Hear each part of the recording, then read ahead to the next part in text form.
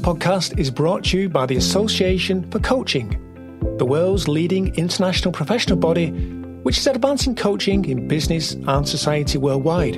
I'm Mark Crossfield, your host of this new series, where we introduce you to experts, coaches, and thought leaders who share their passion for career coaching. Our aim is to provide a comprehensive and informative resource for career coaches at all stages of their careers, offering valuable insights and practical advice from experienced professionals in the industry. Each week, I meet with a coaching expert and we explore an important aspect of career coaching. Hello and welcome to another episode exploring the world of career coaching. In today's conversation, my guest is Natasha Stanley, and we're talking about coaching models, tools, and maybe techniques to help clients change to new careers or industries. Natasha is a career change expert who has helped thousands of people find work they love through her Careershifters methodology and the online career change launchpad experience. With a passion for designing and leading transformative experiences, Natasha has also trained facilitators and coaches to help others navigate the often daunting process of changing careers. Having made her own successful shift out of the charity sector, Natasha has worked remotely from exotic locations around the world and is now settled in the Canary Islands. So, let's start the conversation with Natasha. Natasha, welcome to the podcast. Hi, Mark. Thank you so much for having me here. Oh, I'm so glad that you are here. And first of all, can you start by telling us a bit about yourself and how you became a career change specialist? Yeah, so I am a head coach, head writer and experience designer for Careershifters.org. We help people find and move into more fulfilling careers. And I've been doing that for the last 10 years, so writing and designing and leading courses on the topic of career change. I train and develop facilitators and leaders and coaches. I lead the ICF accredited Careershifters Advanced Certification Program.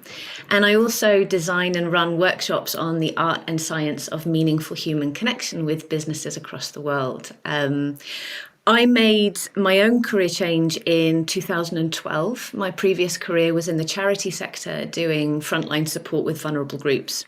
So I worked with street-based sex workers, I worked with the homeless community, I ran domestic violence refuges.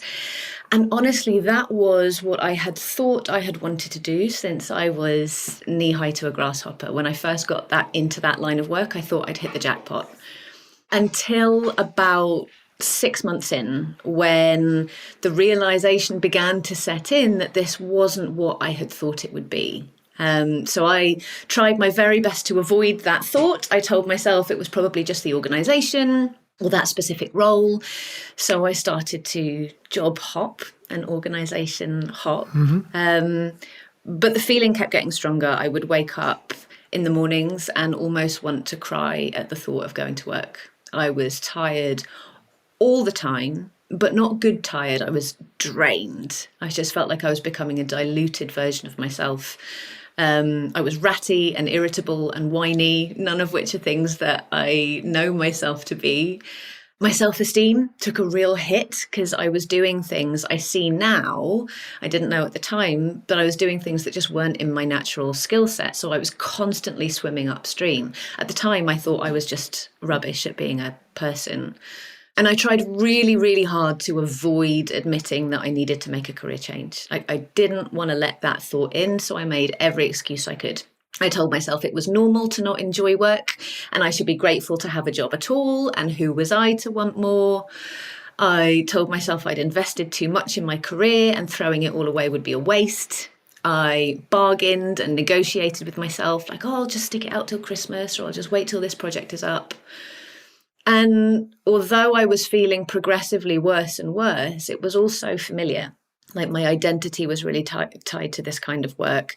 And I knew it. I'd spent a long time in that field. So the thought of throwing all of that away felt wasteful and self-indulgent. I had no idea what else I could do. All of my career had been in that sector. So I felt really limited in the options that were available to me.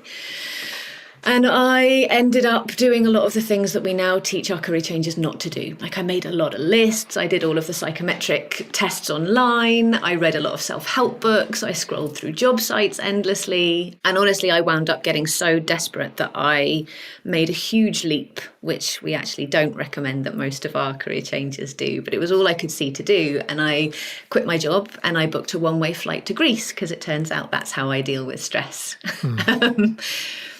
And while I was out there, the process of trying to untangle all of this mess in my head led me to reading a lot of online lifestyle design blogs, entrepreneurship communities. The internet was very different in 2012, and there wasn't a huge amount out there, but I felt a real energy and affinity with the conversation about what it takes to design your life with intention. And so I followed that energy and I reached out to a number of people working in the career change and lifestyle design world. And I was very honest. I said, I really don't know what it is that I want to do with my life. I'm feeling pretty lost right now. But one thing I do know is that I'm really curious about what you do for work. Would you be up for sharing more about it with me? And one of those people was Richard Alderson, who was and still is the founder of Careershifters. And my work with the organisation really began out of that conversation. Wow. That journey, that must be so important when you're speaking to clients, having been there yourself and been in that situation. Do you use that in your work on a daily basis? Absolutely. Absolutely. What we're asking people to do when they work with us on career change, which is such a vital part of anybody's life. It's how we survive. It's how we put food on the table. It's also how we have a sense of identity and purpose in the world. If we're asking somebody to trust us to guide them or take care of them through that process and that conversation, it just adds a huge amount of trust and credibility if you've been there yourself. And actually everybody on the Careershifters team has made a career change themselves.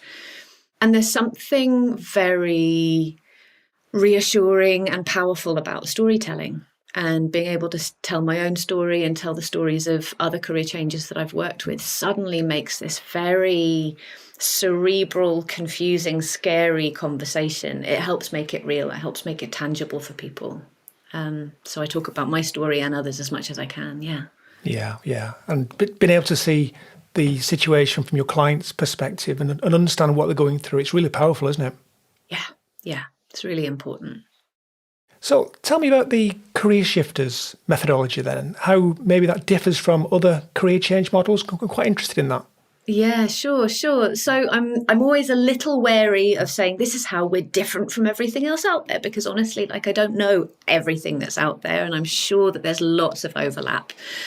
But at the highest level at Careershifters, we work with a combination of three key things, which are content, coaching, and community. So what that means is on the content side, it's sharing tools and techniques and approaches that we've learned really work for career change from almost 18 years now of working with hundreds of thousands of career changers. So offering that expertise and that knowledge alongside the tool and the skill of coaching to help people find their own solutions to problems. And then the added power of a supportive community of peers and experts. So we draw on the wisdom of lots of other industries that also have at their core the process of navigating uncertainty. So we use techniques and models from design thinking, from agile methodology, from entrepreneurship. We so often have people come to our workshops and we share some of these models and they say, I use this every day in my own job, but I never thought to apply it to my own situation.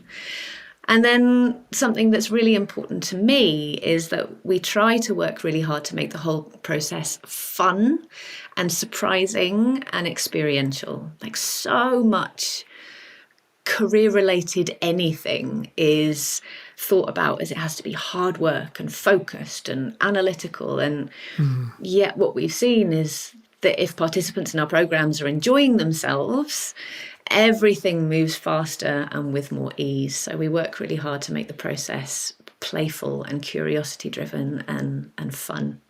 It does sound fun. And I think you're right as well, because it's very difficult to make some of these changes on your own, isn't it? So it's not unsurprising that some of the models that maybe people have seen in the past, they've not been able to apply them in their own situation. But actually, when you've got support and guidance, that it becomes, really powerful, doesn't it? Yeah. Absolutely. Absolutely. And so we work really hard to provide people with as much of a variety of support in the form of other people as possible. So they have support from us at Careershifters in the form of coaches or mentors or experts. But then all of our programs are focused on also putting career changers into an environment with other career changers. So they also have that peer-to-peer support. A lot of our work is around helping people to start connecting with people from other industries, which gives them insider insights. It's exponentially faster and easier, I think, when you've got more people around you to go through a process with. And that's any process, really. Yeah. So is it group coaching primarily? Did you do one-on-one coaching as well? So I work exclusively with groups. If I do any one-on-one work, then it's usually with participants in our programs who have asked for one-on-one support in addition to that. Our courses and workshops at Careershifters are all group-based programs, which might include an element of one-on-one. But then we do also have a huge community of coaches connected to us who do one-on-one work. So if somebody comes to us really looking for that, then that's available as well. Yeah. I'm very interested in self-knowledge in the client and how they develop that through the coaching process. Can you say a little bit about how important that is and how that works particularly with group coaching as you've just explained? Yeah, so self-knowledge is something that can feel painfully absent for a lot of career changes. I hear it all the time, like, I've been in this role for such a long time, I don't know who I am outside of it. People say, like, I've lost my sense of self, I've lost touch with what I enjoy, my values have become the values of my industry because it's what I'm exposed to all the time.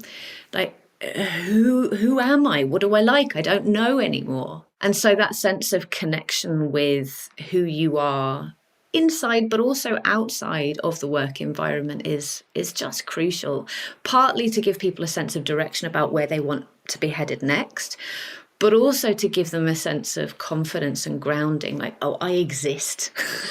I am a person, I have desires, I have pleasures and dislikes and idiosyncrasies. It can just give everybody going through this process a sense of grounding, to have that feeling of, I am this person. And career changes that we work with often come in search of labels, right? I am an introvert. My skills are these. I am a systems person. This is my psychometric profile, ENFP, whatever that might mean. And that can be really powerful, but it can also be limiting in a lot of ways. It shuts down possibilities that might be available because it doesn't fit into the label that you've given yourself. So when I look at people going through our programs, self-knowledge shows up most powerfully, I think, in the form of self-trust.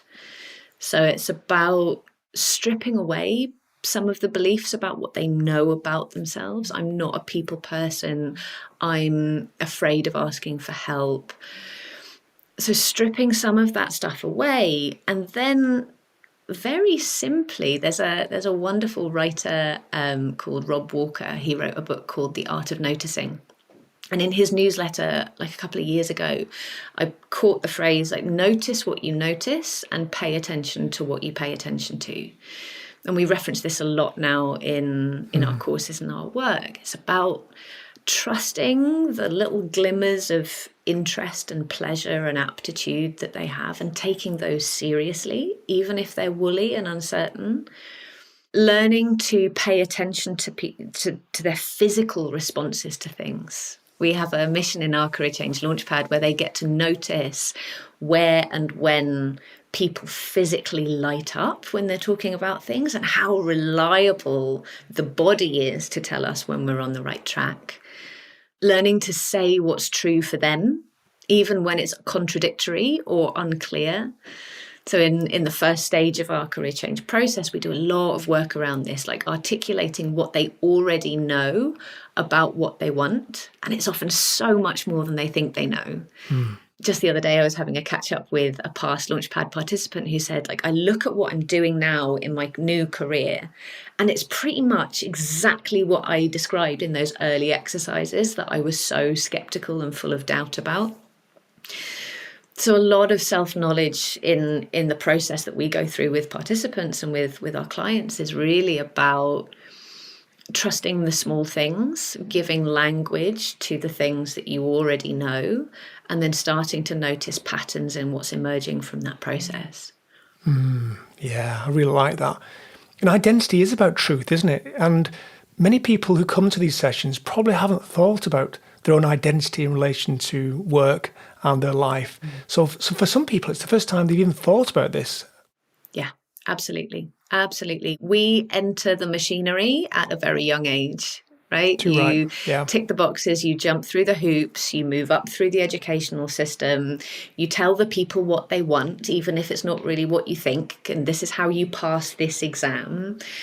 And then you start narrowing down your options as you choose subjects at school. And then you're supposed to go to university, or you're supposed to do this. And you don't know who you are yet. So you do what your career counsellor at school told you to do, or what your dad really wants for you. And so many people we work with said, like, I went to university and I studied economics because I was sort of good at maths. And then I hopped out of university and I had to get a job. So I went through a graduate program because that was easy enough to do. And now it's 15 years later and I've never chosen my path. I just sort of did the next step in order to get to where I needed to go. And other people's voices were so much louder than my own. It's a brand new conversation and it's a deeply existential conversation, right? Who am I? What do I want? What kind of legacy do I want to leave? What is fulfillment? Yeah, it's big stuff. You've touched on so much there, and I think the other thing is that there are lots of blocks as well for people in terms of wanting to change, and maybe we'll talk about those later on. This aversion to the loss of what they've got, even though it might not be something they want to hang on to. If they think about it, they actually do fear about change, and maybe we can talk about that. But before we do that, in terms of self-knowledge, I always think of self-knowledge as being the inward-looking part of the process. But there's also this external look, isn't there, at the job market and the different sectors and industries. And quite often clients don't really know what's out there. How do you approach that in your own work, Natasha? Yeah, this is one of the core challenges that people face is you can't be what you can't see. And all of us, through no fault of our own, it's just the nature of the space-time continuum, is we live in this kind of bubble of our own reality. We know our industry, we know the people we know the TV shows that we watch. We know there's more out there, but it's outside of our bubble, so we can't see it. And this is why so often people come to us and they say, I've made so many lists and everything on the list is basically the same list over and over again, because they're pulling from resources inside of their reality bubble. One of the core principles that we work with at Careershifters is that you can't figure out a career change by figuring it out. If the answer was inside your head, or indeed inside your reality bubble, you would have found it by now. So the first step of all of this is about finding ways to make that bubble bigger, to step outside of the things that you know, and do that through action, not through thinking, not through Googling. So that means going to places you've never been to before and talking to people you've never talked to before and trying out things that you've never tried out before.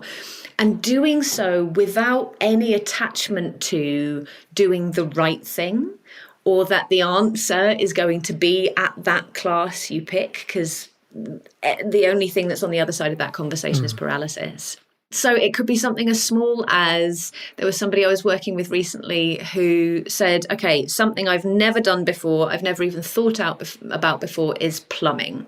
I have no interest in becoming a plumber, but I'm going to listen. I found a podcast on plumbing and I'm going to listen to an episode just to find out what that's all about. I'm going to take myself outside of my comfort zone here. Another woman during the COVID-19 lockdown, she found a website called Eventbrite, which is like an online events listing website. And you can filter the things that show on that website by things that are free and things that are happening today. And so she said, okay, every Saturday, I'm going to find something that's free and happening today online, and I'm going to do it. And so she went to a seminar on robotic endoscopies. She did an ecstatic dance class. She did a soap making workshop. None of these things were ever going to become meaningful careers for her. But I remember her coming back and being like, it's like somebody's just switched my brain on. Like suddenly it's making connections all over the place and I'm finding out about things I didn't know existed. People at this conference were talking about this concept of user experience that I'd never heard of before. And so I went and I looked that up. So much of it is just about taking one step beyond the point at which you would normally stop. And suddenly there's this whole other bubble there to go and explore. Yeah, it's just opening your mind, isn't it, to new things you might be able to do and things that might interest you, and breaking the spell and the hold on what you're used to and what you think you're best spending your time doing. Yeah. And opening your mind, but really opening your life. So it's not just, okay, I'm going to consider this or I'm going to think about this. I'm going to do something with it. It's only in action that those kinds of new discoveries arise. Yeah. And as I said, the willingness to take action without necessarily knowing where it's going to lead, which is exactly the opposite of everything that we're ever taught in the world of work. Yeah. And that does, of course, mean that sometimes career change can take some time to happen, doesn't it? And I know it's obviously an ongoing process. Many people change many times in their career. But I think it's important as career coaches that we do set expectations at the start of our work, because clients often look for a quick win. And it's not really that easy to make quick wins in the business we're in. Really, you need to, as you say, describe the steps that lead to ideas and options and, career paths that maybe they've not thought of before. And that can take time, can't it? Absolutely. And it is the last thing that a career changer wants to hear. When I was in my old career, I would have chewed off my own arm to get out of that job as fast as I possibly could, to the point where it would have been very easy for me to jump too soon and too hastily and end up in another career that also wasn't right for me. So, what we've seen from the career changes that we've worked with is that on average, a career change will take between 6 months and 2 years on average. And that's a long average to begin with. And then you add in I've got a family to support, or I've got limited time available to dedicate to this shift, or limited finances, and the timescale can stretch and change. So it's certainly about setting expectations, making the process fun and pleasurable. Absolutely, yeah. And helping people to celebrate the smaller wins along the way. So it's not just one and done. Nobody just takes one big leap into a brand new career, but learning to acknowledge the steps that you're taking along the way and seeing those as achievements is also really important. Yeah, I'm glad you said that, because I think the enjoyment part is so important. And I often say to my clients that, we might have to take some stepping stones to where you want to get to, but let's try and make those stepping stones enjoyable places to step off onto. So in other words, it doesn't seem like it's going to be a difficult process, a long process, and a process that they can't, they've not got the stomach to take. You've got to make these things attractive, haven't you? Yeah, absolutely. And, the thing that always strikes me, I say kind of 6 months to 2 years, and I see people's little faces, just the horror. And they think, okay, well, maybe I shouldn't. Maybe I should just stay where I am if it's going to take this long. But the thing is, the time is going to pass anyway, right? So at the end of 2 years, are you okay ending up and being in 2 years' time where you are now, feeling the way that you're feeling? Or is it worth going on a little adventure in the meantime? And it's going to be tricky. It's going to be fun. You're going to discover things about yourself that you never knew before. The world's going to feel bigger and sometimes scarier and sometimes completely incredible. Which of those options is the one that you're interested in? And that choice has really got to come from the clients themselves. Yeah, absolutely. Let's talk about the fears then that clients do go through, because I think this is one of the things that will stop a client from making a change. And I see there's quite a few fears that do show up. What sort of fears can you describe for us that you see, Natasha? Oh, I mean, there's hundreds, huh?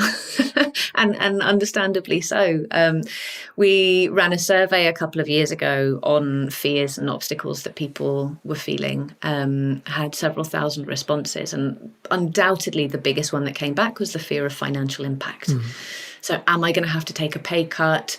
What if I have to save a lot of money? What if I have to start from the beginning again? I've got a family to support. Why should my fulfillment trump my kids' right to be able to go on holiday once a year?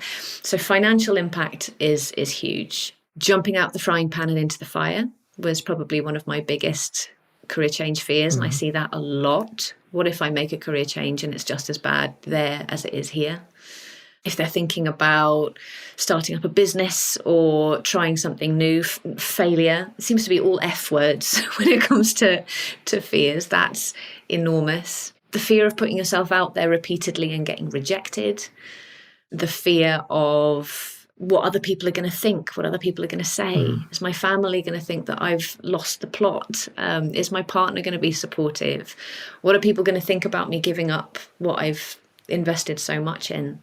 The fear of what you've invested in over the years being a waste in some way and throwing away all of that hard work and investment. It's everywhere. It's everywhere. Yeah. It's important to get those fears out in the open, I think, because if there is a fear and it's unstated and it's having an impact on your client, that's not good for either of you. So to be able to explore those and help people. I had a client once that her fear was that she didn't want to give a leaving speech when she left the organisation. And that was holding her back, leaving the organisation. So, fears can come from anywhere. And once you bring that in the open and discuss them and have a look at them, look at them from different angles, turn them around in your hand, they don't often have the same hold over you. And the other thing is, these fears actually, when you lay them out in the order that you think they're going to show up, they often don't show up for a start, do they? I mean, that's the first thing to say. Well, often the fears that the clients worry about don't materialise. So I think really getting them out on the table, talking about them, and describing the likelihood of these things turning up sometimes can really help a client, I think. Totally, absolutely. It's a concept I talk about a lot with my clients. Is the scariest part of a horror movie is usually at the start. Like, it's the moments when the monster is just a dark shadow running around in the background. As soon as you see the villain in the horror movie and you realise, oh, actually that's just sort of a rubber nose, and actually it's not quite as scary anymore. So taking the bed off the monster, really having a look at what the fears are, and then also getting really specific about them. A lot of the fears that I hear from career changers are actually, I call them big woolies. It's like, I'm afraid of failure. I'm afraid of the finances. I'm afraid of making the wrong choice. So really digging down into the specifics. What would the wrong choice involve? How would you know that you'd made it? When would you know that you'd made it? And when you start to dig down into the specifics, exactly as you say, suddenly it's like, well, actually, all of that is manageable. Our brains are very good at filling in gaps of information with fear. So that's another approach that I work with clients a lot around is fears, uncertainties, and doubts are usually an indicator of a lack of data. So what's the information that's missing here that your brain is filling in with fear? And then how do we turn that into a question that you can go and explore through action? And that move from fear inside your head to a tangible thing to go and check out in the real world. Suddenly you're in the driver's seat again. It's not just the little voices in your head. Do you find that clients handle fear better because they're in a group setting? Does that help, do you think? Totally. It's something that I know a lot of career changers encourage their clients to do, is build a support team, put people around them. And what I love so much about the way that we work at Careershifters in groups is that, again, you say, I'm afraid of this, and 50 other voices come back being like, I totally get it. and supporting and challenging those fears and offering solutions, suddenly it's diluted to the nth degree. And often for people, this is the first time ever that they've been surrounded by people who really get it, and other voices of people in very different situations to them who also feel afraid of failure and have imposter syndrome and don't know what else they want, often in like very fancy jobs. It's like, oh, so you're smart and switched on and intelligent and you're feeling this way too. Maybe there's nothing wrong with me. Maybe there's just something for us to figure out here. Yeah. And then in our group programs, we have spaces where people are able to share the very specific ways that they're tackling different things. So you'll see somebody sharing, like, here's my word for word email that I sent to this person in an industry that I'm interested in. And you can look at that and be like, oh, you said it this way, I'm going to approach that as well. Suddenly you've got this enormous resource of other people's techniques and approaches and experiences and emotions. And it's incredibly powerful. It's incredibly powerful. Mm-hmm. You mentioned about the fear of the financial obligations of making a career change. Have you got any tips on how you can support clients to deal with that challenge? Yeah, so I think the financial element is real and it's important, and it's something that frustrates me often about the old follow your passion and the money will come brigade, who are very well meaning, but it's very difficult to hear that when you've got a mortgage and 3 kids. So I think one big part of it is to, as we've already said, to break down the mythical idea that a career change is one big leap. You know, I talk a lot about micro shifts and small, consistent micro shifts, little actions that ooch you forward can free up a lot of the pressure that, like, I've got to save a huge amount of money in order to be able to do this, or I've got to have X amount of income, otherwise we're ruined. So getting really specific, taking the bed off the monster. What is it that I actually need financially? What assumptions am I making? People carry a huge number of assumptions. You can either be fulfilled or pay the bills. You can't have both. Creative industries are badly paid. If you're making a career change, you've got to start from the bottom again. Getting all of those assumptions out and testing them in the real world.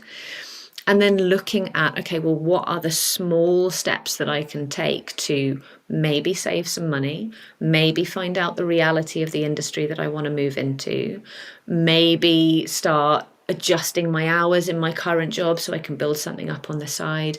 There are so many ways to change career and to do so in a viable, risk mitigated way. It's just about getting really clear on what are the parameters you're working with, what are you making up that's getting in the way, and what are the small steps that you can take to move yourself forward. Yeah, absolutely.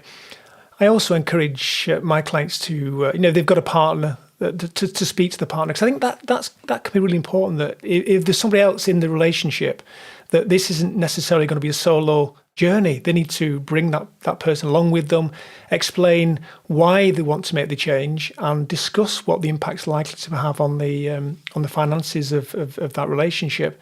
And I think once they do that, I find that things move smoother, actually. Yeah. I've worked with many career changers who unfortunately don't have such supportive partners, which can do quite the opposite to a shift.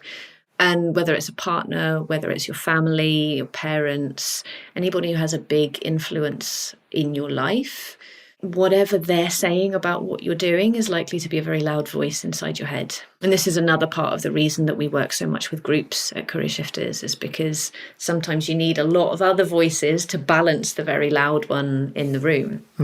And exactly as you're saying, if it is supportive, if you have been specific about things, then suddenly you're a team working on this and you're not on your own having to figure everything out. And it's incredibly powerful. Yeah. And I sometimes see that clients will make a move for a better job or perhaps a better career, but they don't make the step towards the career that really the work they've done thus far would suggest they would take. In other words, they take a safer option. It's an improvement on what they've got, but it isn't a step in the direction maybe that they would love to make. And I don't know, it can be a bit frustrating on one hand because you know that they can make a step into something which is going to be perfect for them, in inverted commas. But equally, they are improving a lot and, the job is improving. So I suppose ultimately it's their journey, isn't it? And you've got to support them to make the best decision they can in the place they're in with the resources they've got, haven't you? Yeah, absolutely. Absolutely. And sometimes you have to bump into the same wall 15 times before you think, oh, maybe I could take a step to the side. And the number of times you bump into that wall is however many times you need to bump into it in order to decide to do something different. The whole of the job market and the way that we're taught about the world of work is designed for up. Yeah. It's not designed for sideways, and nobody teaches us how to do sideways. So it makes sense that when you're standing on the up escalator, you end up going up. And then you turn around and you start to try and walk down the up escalator, and it's really difficult. So you think, well, this is rubbish. I better just continue going up. It takes a lot to break that machinery and that training and all of that kind of inherent social messaging that we all have. And for many people, it takes multiple goes. Yeah, you're so right. I work with a lot of professional engineers, and they get into engineering because they like the engineering, the technical side, the project management, the solving problems. They're successful at that, and then they're promoted into a management position, and it's a different job completely. Some people, they enjoy that role, but for a lot of people, it just isn't what they want to do. And unfortunately, that's when they start not enjoying the job. So the vertical direction is, you're so right to point that out, Natasha. Yeah. And it's such a shame because the other thing that we often see people do is, in order to avoid that, they stay at the level that they're at. And then after a few years, they're thinking, I'm not feeling stretched. I'm not feeling challenged. I'm not progressing in my career. And I want to feel that upward motion and that stretch and that challenge, but I can't find it here in this thing that I love. And that's also really, really disappointing for a lot of people, because I love engineering. I want to stay in engineering, but I can't if I want to have that stretch and that challenge and that push. And so people end up leaving jobs and careers that actually they really enjoy and having to find something else, which is a whole different kettle of fish. Yeah, absolutely. Are there any other roadblocks or obstacles that clients face that we've not discussed that you see regularly that show up that you can help our listeners to get more resources to deal with their clients? Career change is messy, right? It's a big process of one step forward, two steps back, exploring things that you don't know are going to work out, trying things to see what might happen. And this is so much of what, at the core, I find myself working with in the participants who take part in our programs is I can't do anything, I can't take a step unless I know that it's the right step. What if I waste my time? So as a coach, as a program leader, as a facilitator, being able to lead with curiosity and help participants and clients to be open to the possibility of being gloriously surprised is huge. It's huge. I think it's 90% of the battle. People come to us thinking that we're going to work with them on their CV and that we're going to help them practice job interview questions. And even when I tell people what I do for a living, they're like, oh, so you match people with jobs. It's like, no, really what I do is I help people step into unknown spaces and do it over and over and over and over and over again, because it's the only place that you're going to discover anything new and encounter anything new. So that's a big part of it. And then the other part is really around the certainty, or at least the confidence, that you are indeed headed in the right direction. And this is something that we see a lot with people who think they found something that they'd really like, but they're not really sure if it's going to work for them. This comes in the kind of testing and validating stage of our methodology, where we help people to apply, again, processes and models from agile thinking and from design thinking to test out their ideas in really small, low risk, low investment ways, so that they can, again, ooch their way into a greater sense of confidence that, okay, not that, thank goodness I didn't jump into that. Actually, it's this way. So all of this really circles around the process of navigating uncertainty, whether that's taking yourself into new environments or giving things a real good shake before you make any kind of a big move.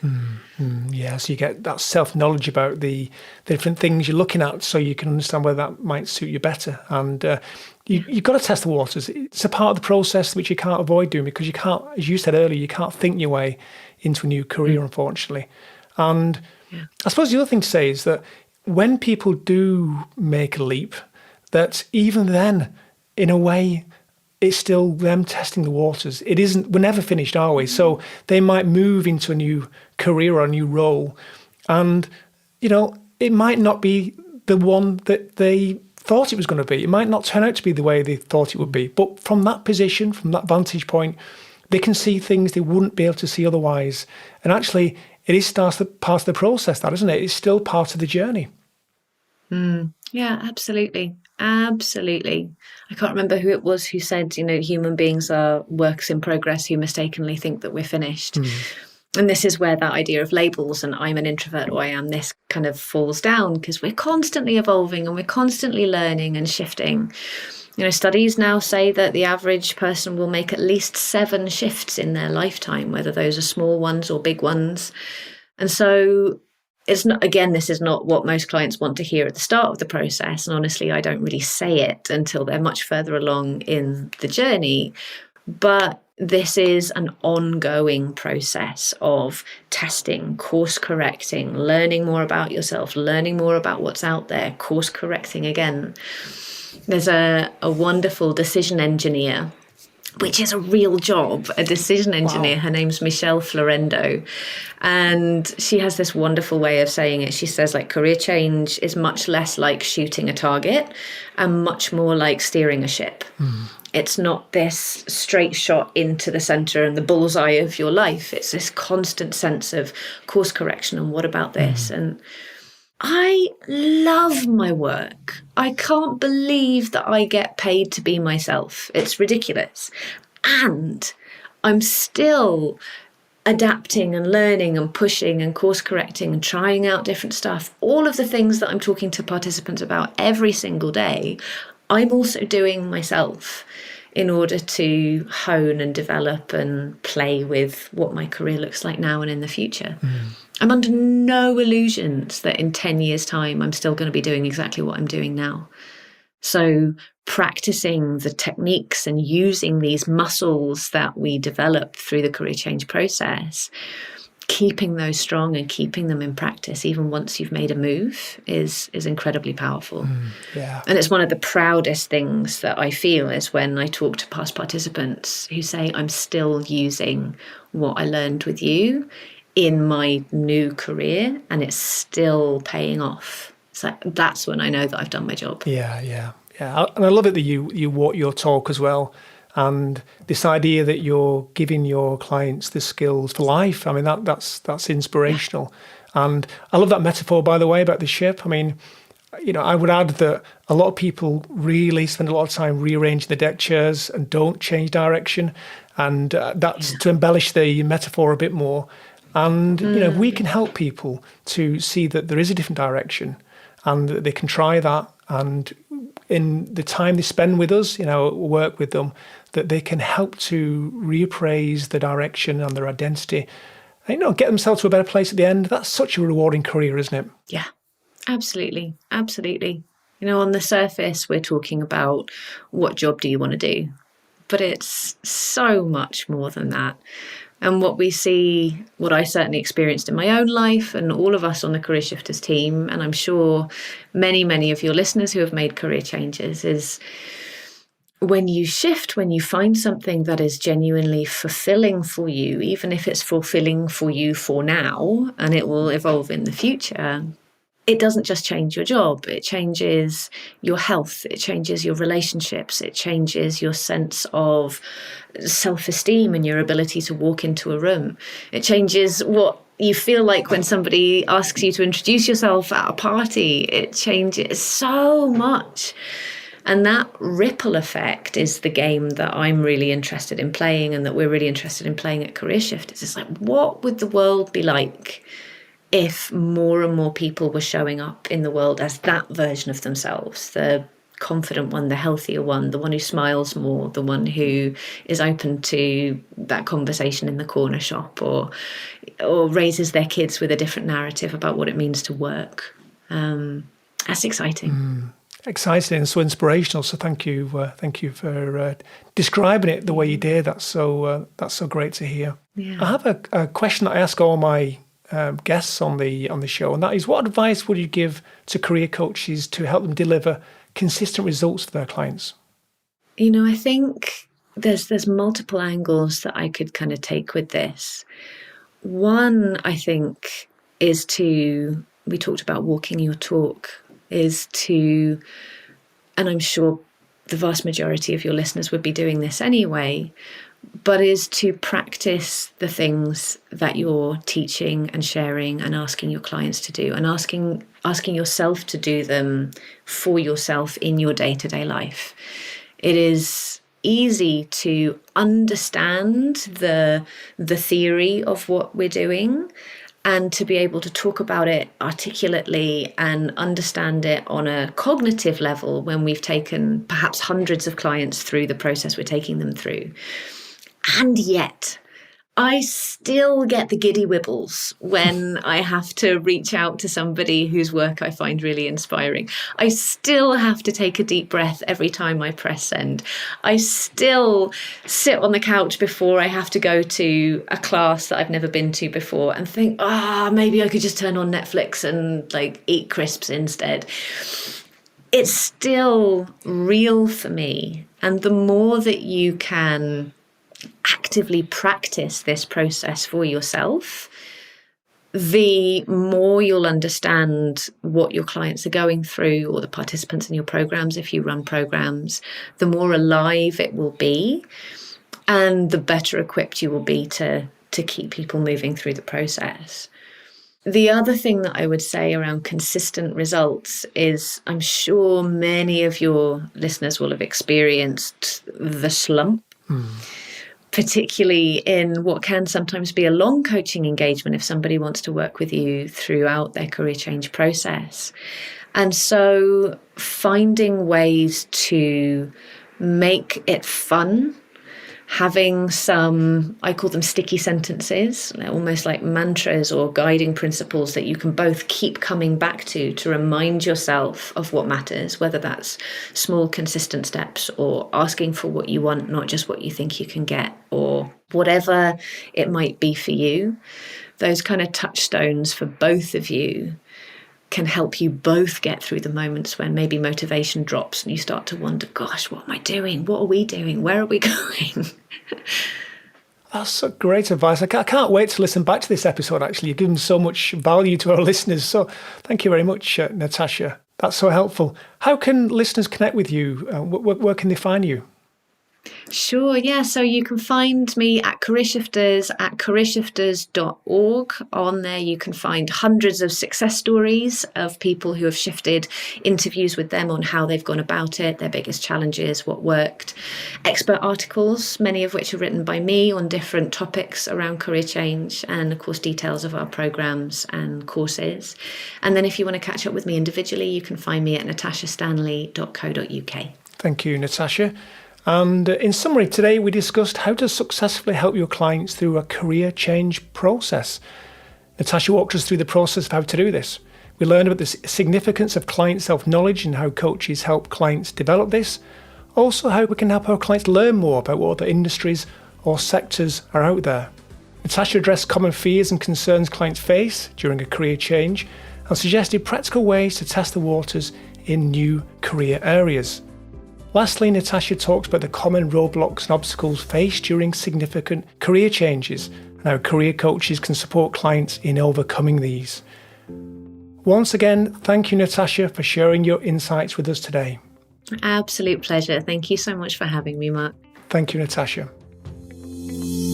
Thank you for listening to another podcast by the Association for Coaching. For 20 years, our purpose has been to inspire and champion coaching excellence, advance the coaching profession, and make a sustainable difference to individuals, organisations, and society. To find out more about the AC and our member benefits, follow us on LinkedIn or explore our webpage at associationforcoaching.com. There you can keep up to date with our latest podcast episodes, enjoy the wealth of digital learning offerings, and gain insight from our Coaching Perspectives magazine.